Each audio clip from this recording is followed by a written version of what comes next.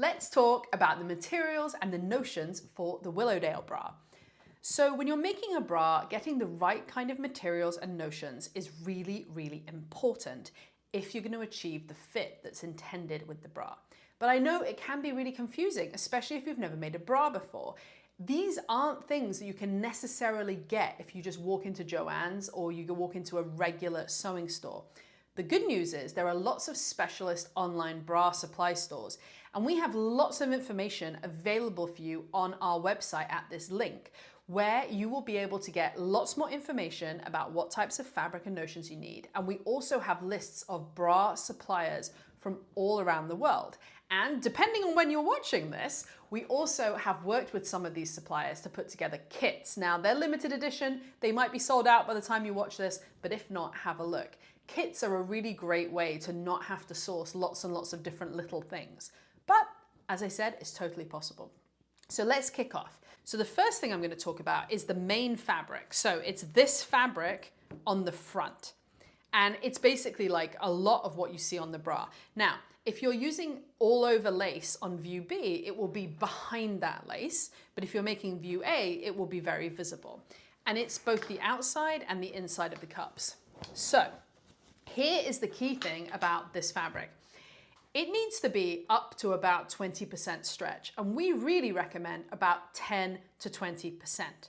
The reason we recommend this is it gives you a little bit of flexibility in fit, and it helps achieve a rounded shape, as opposed to with some bras, you might often find that you have like a flat plane here or here, and you've got like an angle. And you don't generally want angles on your boobs, right? You want like a more rounded look. So having something with 10 to 20% stretch really, really helps. Can you make it, this bra, in non-stretch? You can, and we have, but you lose that stretch. And what that means is that the fit needs to be even more precise. So what I would suggest, especially if you're just starting, is follow our advice. And then if you get brave, fine, move into more non-stretch stuff. Now, if you want, you can use different fabric for the outside and inside. So from the outside and the lining. If you do that, just make sure that they're the same stretch percentage. If you use something thicker for the outside, definitely you want to use something thinner for the inside. So our number one recommendation for the Willowdale bra is this, which is 40 denier Trico. Now, that is what this is made out of, and indeed almost all, not all, the samples that you will see when we are sharing them with the world. Now, this is about 20% stretch. It's often used for aerial silks. Funny fact. So if you go on a sewing website, or sorry, a fabric website, and you find like 40 denier Trico for aerial silks, you have probably got yourself the right one. Warning, there is a super stretchy version of Trico, which is more like 50 or 60% stretch. You don't want to use that one. You will find everything like sort of flopping and collapsing a bit. It doesn't really like help you on the comfort stakes, and the support will basically go. So this 40 denier Trico is a really, really great option. It comes in lots of colors. It's often got a slightly shinier and a slightly less shiny side. This is 40 denier Trico. Now, if you can't access that, what else can you use? So poly lycra fabrics that also have 10 to 20% stretch, they work. Just make sure you're not using a super stretchy one, because they exist. And there are some places that have what's called lingerie satin. That can also work. Again, check the stretch percentage. Another thing you can do, and we have one sample like this, you can see it on Brit here, is Scuba. So this is obviously sewing Scuba. It's a funny one, right? Like if you tell a non-sewer Scuba, they're like, a scuba diving suit? It's like, no. It's not as thick as that. It's thin. But this kind of thin and fairly firm Scuba. So can you see, it's not super stretchy. It's not like jersey. It only stretches a little bit. This would work to make a bra. I mean, the scale's a bit big, but it would work. If you do use Scuba though, we recommend using a lighter lining. You wouldn't want 2 layers of this. That would get too bulky. But Scuba is a really nice way to have a pattern on your bra, because I don't think I've ever seen a printed Trico. Maybe they exist, but I'm not sure I've ever seen one. So Scuba is a great option if you want to have one that has like fun floral design on, like the one I just showed you of Brit. Now, there's a classic bra making fabric called Duoplex that comes in a lot of colors. That can work, but it doesn't stretch. So if you want to try and make one in totally non-stretch, Duoplex is a good option, but it doesn't stretch. And so as I mentioned before, you may find it slightly more challenging to fit. Okay, next, let's talk about lace. This is the fun bit as far as I'm concerned. Trico's fine, but lace is really fun. So we are talking about, on view A, we're talking about just this piece here, and on view B, we're talking about all over. So, as I mentioned already, it's great for asymmetry and it's great for fit generally. So here are some examples of laces that we have. So you need to make sure that the lace has at least 20% stretch as well. If it has a bit more than that, it's actually okay because of the way that the pattern is put together, but at least 20% stretch. There are two different widths requirements. So if you're making view A, 6-inch wide will be fine because it's only here. But if you're making view B, you will need at least 8-inch wide because you need to be able to cover this whole sort of section here, and it requires wider lace. But this is available in a lot of places. There are two basic types of stretch lace. One, it comes in these strips like this, where it's got a scallop on either side, and it's, you know, they go from like really narrow to like about 10 inches.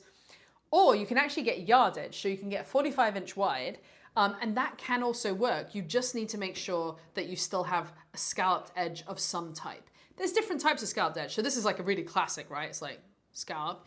This is also a scalloped edge, but it's a different one. It's kind of like more uneven. I really like this one, but I haven't quite figured out what bra to make with it yet. So good recovery is important. So what that means is when it stretches, it needs to ping back. So these do like very, very well. So you don't want anything when you stretch it, it sort of bags out. But as I said, I think lace is maybe the funnest part of choosing your bra materials. So now let's talk about the back band. So this is the piece here at the back, and it's made out of power mesh. So power mesh is a specialist thing that you'll get from bra making supply stores. And basically it is a pretty firm but very stretchy fabric, and it gives you a good flexible fit in the back. When you pull it, you will see little circles appearing, which is basically the sort of classic sign that it's power mesh.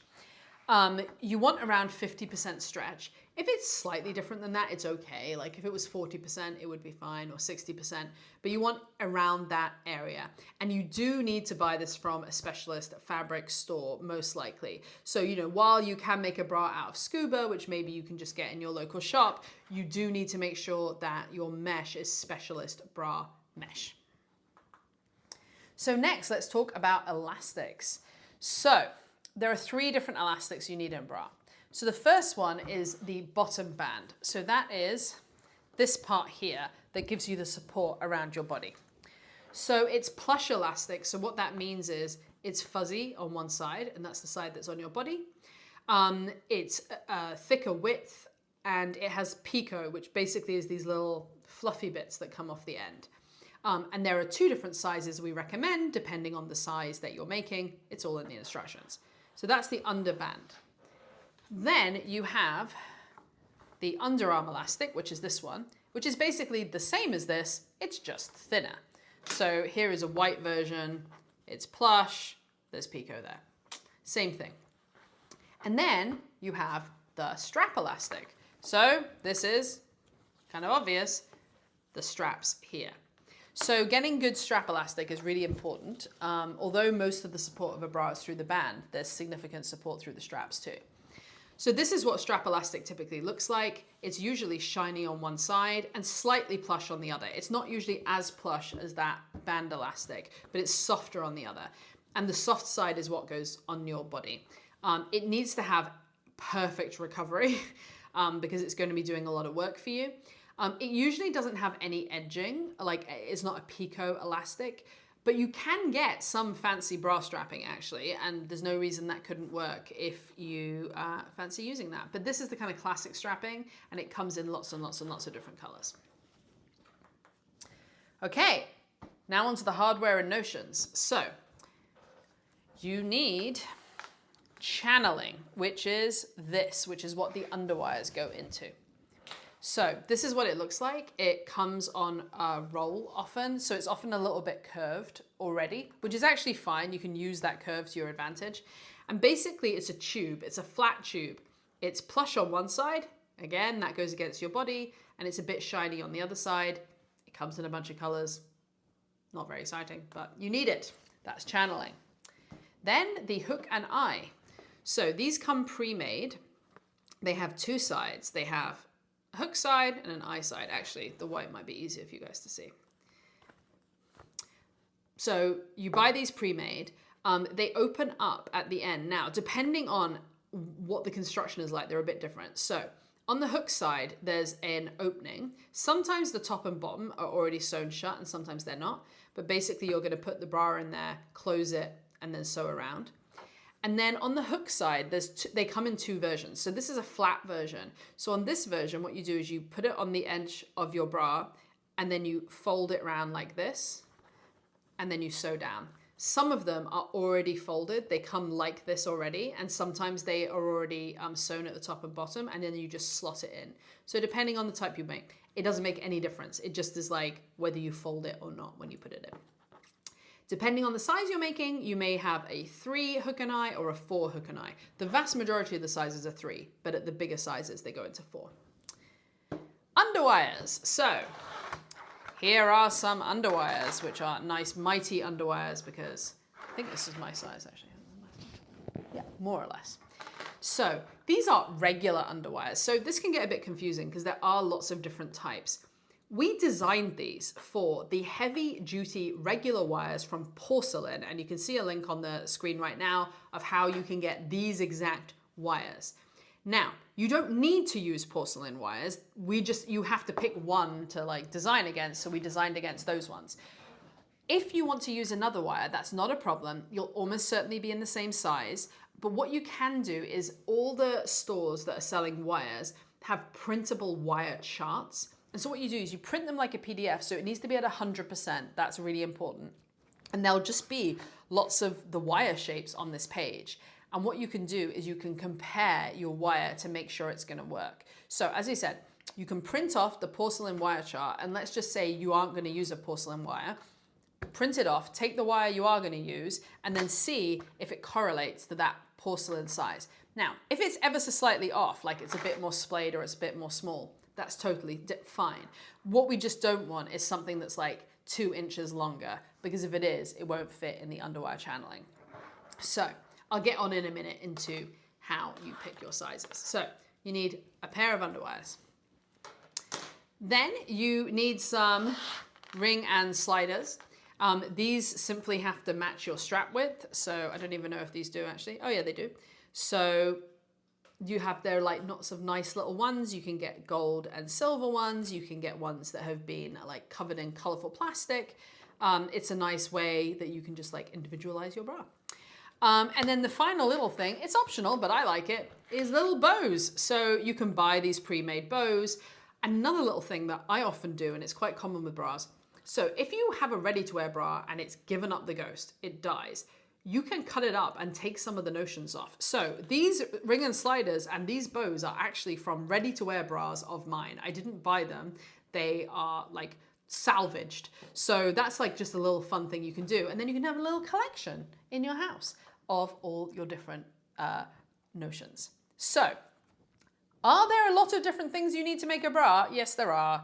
Is it a bit confusing at the beginning? It can be. But once you've done it a few times, you will get confident, you will understand what you're doing, and you will end up with a beautiful Willowdale bra.